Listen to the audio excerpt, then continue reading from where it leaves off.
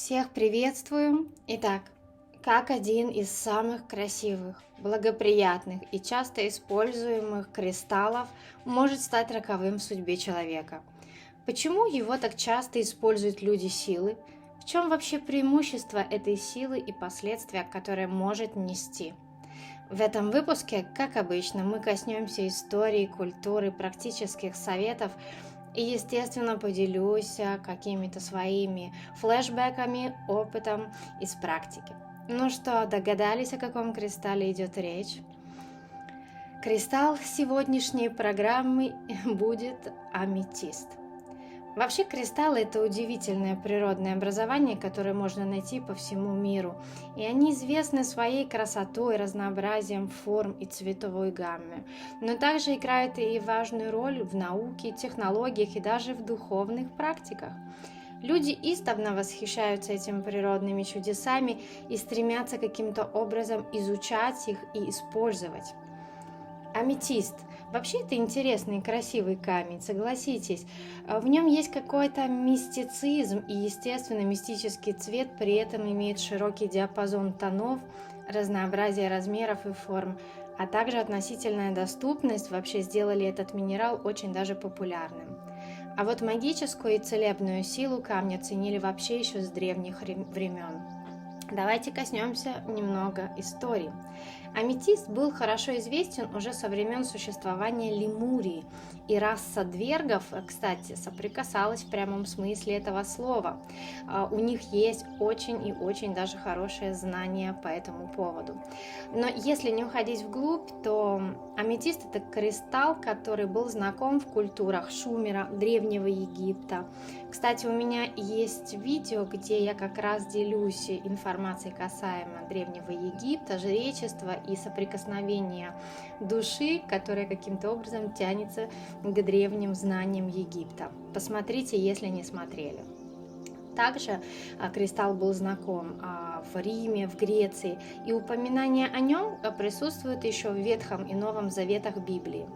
Если же брать средние века, аметист был особо любим духовными лицами и монархами. Камень активно использовали для украшений знаков отличий, таких как короны, скипетры, перстни. А это не простые безделушки, а очень даже важные артефакты. И создаются они по определенному принципу и с определенной прописью программы, если можно так сказать. Также аметист использовался на праздничных одеждах и религиозных атрибутах, таких как иконы, кресты, и также священные писания. Кстати, ничего удивительного, что в религиозных и монархических эгрегорах именно этот камень использовался. Кстати, интересные полезности и факты о папином кольце. И всем известное кольцо рыбака Аннулус Пискаторис – это золотой перстень на безымянном пальце правой руки, один из 3 атрибутов понтифика наряду с тиарой и посохом.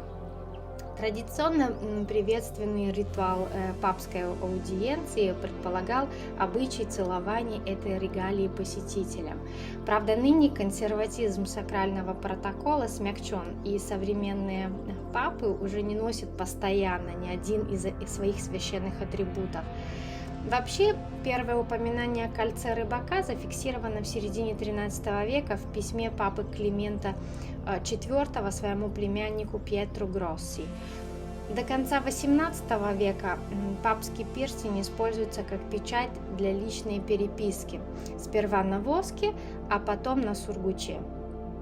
Особенное папское кольцо специально изготавливается для каждого нового понтифика и вручается ему на церемонии интронизации. На кольце из чистого золота гравируется имя нового папы и изображение апостола Петра, закидывающего рыбацкий невод в море Галилейское. Символика этого образа связана со словом Христа о том, что его ученики станут ловцами человеческих душ. Любопытно вспомнить, что и Петр был прежде рыбаком, и крещальна изначально называлась Садок, и новокрещенные назывались рыбаками. Что же касается Ватикана, то в Ватикане находится очень большая коллекция богатейших папских украшений, перстней и крестов, но колец рыбака совсем немного, так как этот артефакт, он традиционно, ну скажем так, уничтожался по смерти понтифика. Камерарий в присутствии почившего папы и комиссии из нескольких кардиналов разбивал, скажем так, перстень специальным серебряным молоточком. Эта норма была введена во избежание фальсификации документов в период избрания нового папы. Впрочем, сейчас от этой традиции отступили, перстень не разбивается, в нем просто делают два глубоких надреза в форме креста, и это символизирует конец правления папы, которому принадлежала эта драгоценность. Для следующего же иерофанта изготавливается новый именной перстень рыбака. Касаемо нынешнего папы Франциску I, впервые по его просьбе сделали папский перстень из позолоченного серебра, а не из чистого золота, как делалось с XIII века, для сокращения расходов при общей тенденции к демократизации процедуры. Итак, кольцо рыбака не только символ обручения понтифика с церковью, вспомним, что оно носится на безымянном пальце правой руки, но и символ духовной власти и ответственности за состояние сознания огромного количества людей. Интересно настроиться на этот артефакт, на это кольцо с позиции, например, 5-го старшего аркана. Если вы посмотрите глифы и прорисовку на карте 5-го старшего аркана иерофант, который обозначает сознание, некую духовную власть, то очень многие могут у вас появиться флешбеки, вы можете даже каким-то образом прочувствовать энергетику. Ну и в продолжении аметиста. Название вообще минерала аметист происходит от древнего греческого амethystos, где «а» означает частичку «не», а «мефистос» – «пьяница». То есть, если соединить это два слова, то оно как бы переводится «не пьяный».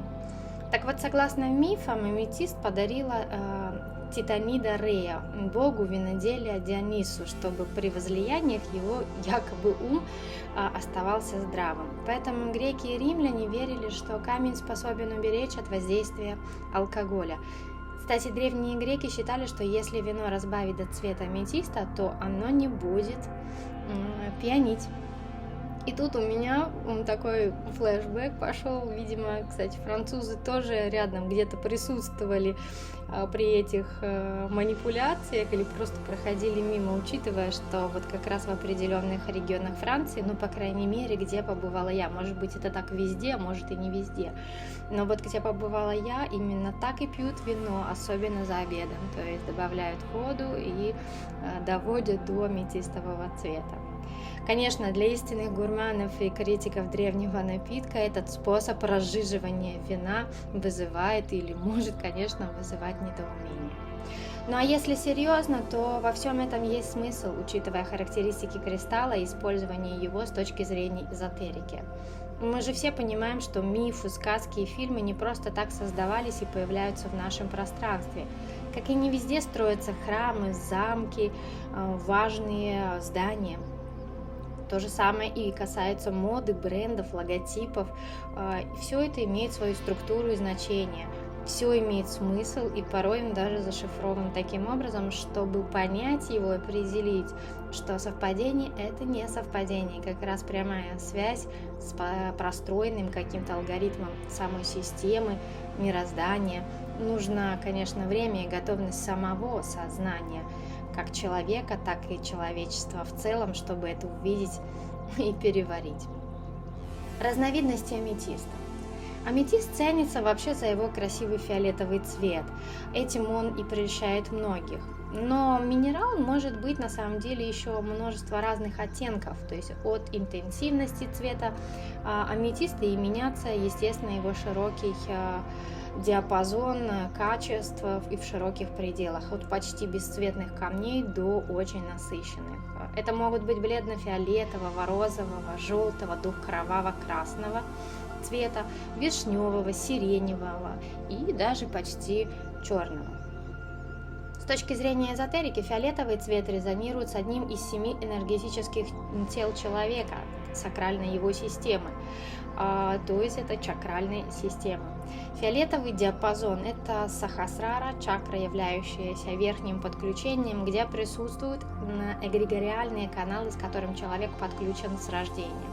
Они могут варьироваться и нести разного рода, конечно, включения, как положительные, так и негативные. Отсюда и интерес использования этого камня на уровне высших инстанций, потому что таким образом идет якобы некое такое подключение и трансляция определенного алгоритма, определенного эгрегора. Это отчасти равносильно и символике. Если же говорить о цвете и его символизме на бытовом уровне, то фиолетовый цвет имеет, конечно, глубокое символическое значение и в психологии. Опять же таки, он ассоциируется с духовностью, с мудростью, творчеством и, естественно, мистицизмом. Считается, что люди, предпочитающие фиолетовый цвет, часто являются яркими, необычными личностями, склонными к самовыражению и отрицанию общепринятых норм. Но также в некоторых культурах фиолетовый цвет связывается с властью, престижем и, естественно, высоким статусом, что говорит о том, в моем рассказе о кольце рыбака и вообще всей символике высших религиозных даже, скажем так, эгрегориальных инстанций. Поэтому его использование, да, вот аметиста требует, конечно, осторожности, особенно для людей с неокрепшей психикой, потому что, по сути, с точки зрения вообще его важности, а мы помним, что это сахасрара, это высокое, высшее подключение, где идет огромный прямой поток с внешними источниками мироздания, поэтому нужно быть готовыми психологически, психически, ментально для того, чтобы структурировать определенного рода информацию. Но по сути, вот с точки зрения как эзотерики и психологии, идет здесь, конечно, полный резонанс. Просто, меняются методы подачи информации, взаимодействия с ней и, естественно, применения. Кстати, о применении. Аметисты очень популярны в ювелирном деле и применяются в качестве вставки в разнообразные украшения. Часто камни насыщенных фиолетовых оттенков используют в дорогих ювелирных украшениях рядом с бриллиантами и топазами. Это очень такое гармоничное сочетание на самом деле. Вообще, мне эта тема очень близка. Почти все мои украшения, не все, но огромное количество украшений сделаны по моему эскизу, скажем так, учитывая каждую мной продуманную деталь и видение, да, того, как я хотела бы, для чего мне нужен данный артефакт, данное украшение. Поэтому лично я тоже смотрю и считываю, да, то есть значение камня, металл, форму, построение, естественно, программы как конечного результата. И чтобы это не было простое украшение, а, естественно, реальный артефакт. Кто-то это делает просто теоретически с той позиции, что хочет создать, скреативничать и сделать какое-то красивое украшение. Кто-то это делает, с каким-то определенным системным посылом, в том плане, что, если это связано, например, с эзотерикой и с мистикой, но хотя, ребят, что я вам хочу сказать, на самом деле, даже если люди как-то не понимают и не осознают своих действий, начиная от построения и выбора логотипа, какого-то украшения, которое делает, и то, что мы покупаем, неосознанно все равно идет некое подключение и реализация какой-то программы, которую сам человек либо простраивает, либо же каким-то образом он к ней, скажем так, примыкает. Поэтому важность и значение кристаллов здесь на самом деле очень важна. Но часто как раз некоторые детали и открытия приходят не из интернета, а работы на уровне практики, какого-то своего опыта, исследования, изучения. Но это, например, что касается меня. Могу здесь говорить только о себе. Кстати, немаловажный факт, кто вам делает украшения. Мастер, его энергетика и многие другие аспекты, они тоже очень играют огромную роль на артефакт, на предмет, который вы делаете. Но, естественно, как и важно, когда вы идете покупать какую-то вещь, да, какой продавец вас обслуживает, какая энергетика самого бренда, его история. Об этом я тоже, кстати, рассказываю в одном из моих видео, как может коррелировать мода с мистикой, с искусством. Поэтому посмотрите, если не смотрели. Ну и переходим к магическим свойствам аметиста. Аметист считается одним из самых энергетически сильных камней и обладает большими магическими способностями. При этом камень может сам выбрать себе владельца и стать ему надежным защитником и помощником.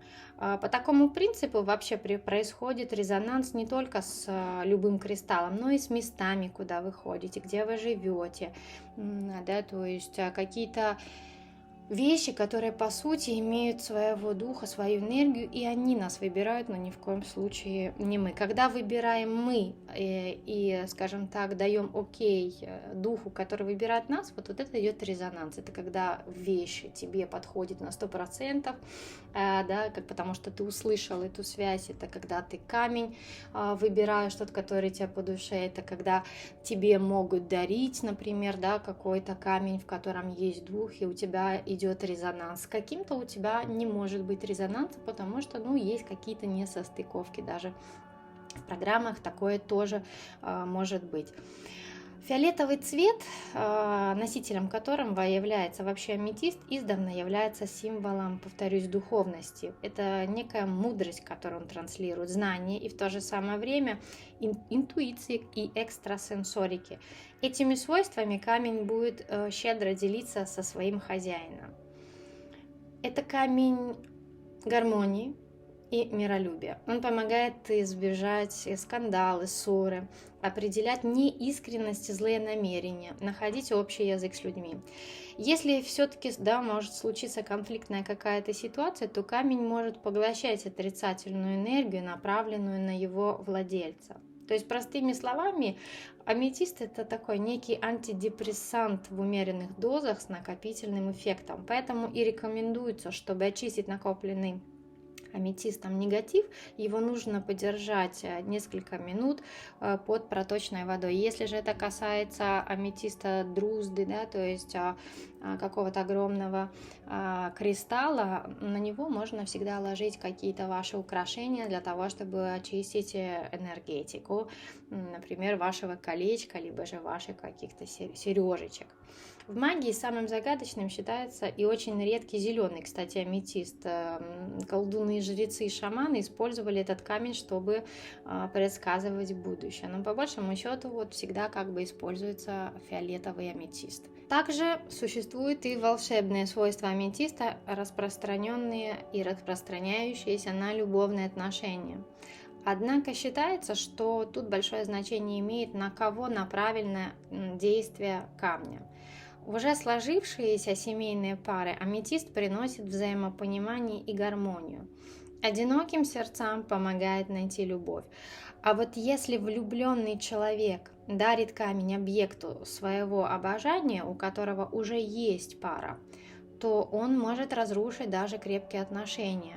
И это может касаться не только человека, который в вас влюблен, но опять-таки это может влюбленность соотноситься и к вашим любимым из семьи, вашим друзьям, то, конечно, да, казалось бы, что здесь такого плохого может быть, но на самом деле есть такой эффект. Поэтому аметист, да, лучше дарить человеку, который одинок. Таким образом вы можете ему помочь найти свою любовь, и этот камень будет помогать. Касаемо лечебных свойств камушка, то благодаря своей сильной энергетике камень может приносить большую пользу организму человека. Он может помогать бороться с алкогольным и наркотической зависимостью, и вообще считается, что минерал имеет много лечебных таких многочисленных свойств. Это как улучшает психическое здоровье, уравновешивает эмоциональное состояние, может успокаивать и снимать стресс, возбуждение, избавлять от каких-то тревог.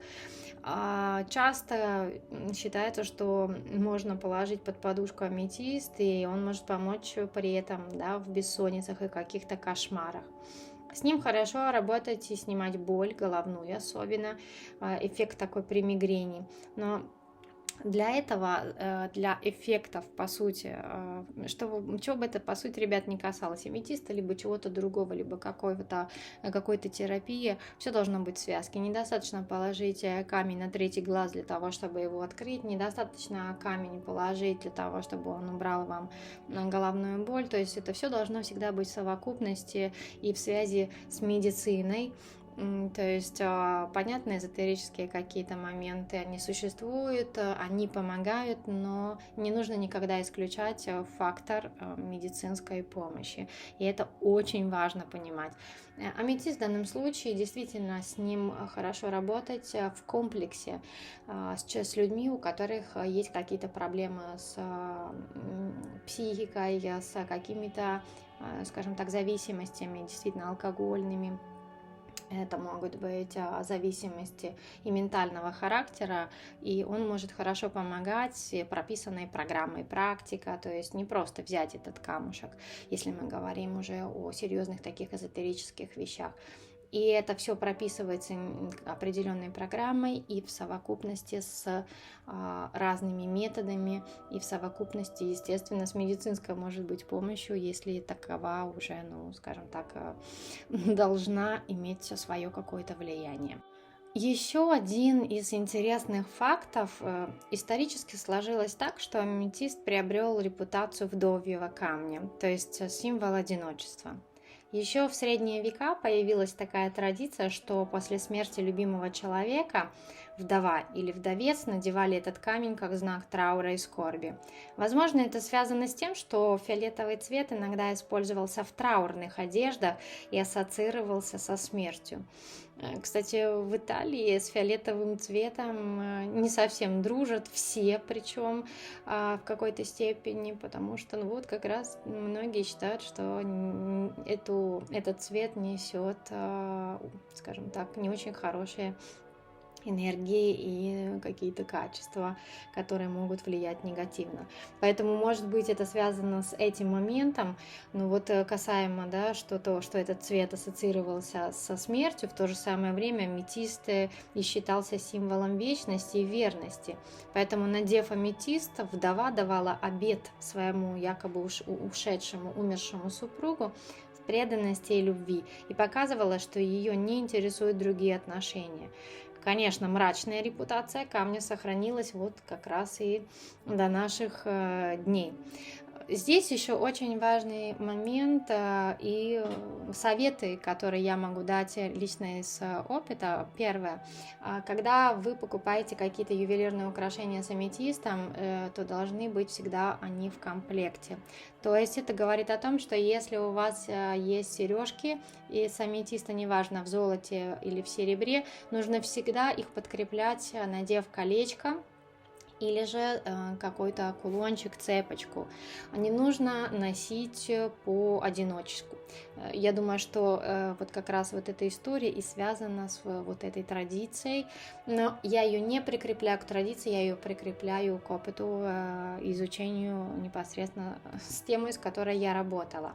Второй момент. Будьте очень осторожны вообще, как со всеми вещами старинными, которые вам дарят. Кстати, я о зеркалах, у меня тоже есть видео, где я рассказываю немножко о старинных вещах, которые очень антиквариатах любят многие покупать и в чем-то могут быть зацепки. Та же самая история с украшениями, которые вам могут переходить по наследству, которые вам могут, например, дарить, например, ваша свекровь. Очень, кстати, обращайте внимание, что вам дает свекровь, какие дает подарки, особенно это если такие, по энергетике вы чувствуете, что не очень хорошие ювелирные изделия, значит, они несут какую-то информацию.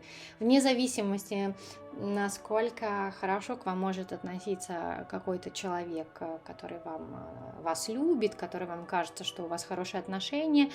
Дело в том, что есть определенные программы, которые человек просто может не видеть, но интуиция, она считывает. И если у вас при таких моментах идет четкое понимание, что то, что вам подарили, даже пускай это очень драгоценная какая-то вещь, лучше ее не надевать. А уж тем более, если в случаях, как существует в магии, очень часто дарят драгоценные ювелирные изделия, казалось бы, люди, да, которые как бы передают эти изделия, опять-таки, семьи, по роду, либо извне. То, что мы часто называем, идешь по улице, увидела или увидел что-то, да, украшение очень дорогое, никогда не поднимайте, никогда не берите. Есть такая история, называется скид, когда человек скидывает какой-то негатив через вот это украшение. То же самое может происходить и на неосознанном уровне человека, который не понимает, а может быть и закладывает просто какую-то мыслеформу, либо же там проходит программа рода, например, если ваша свекровь вам хочет подарить вот это украшение.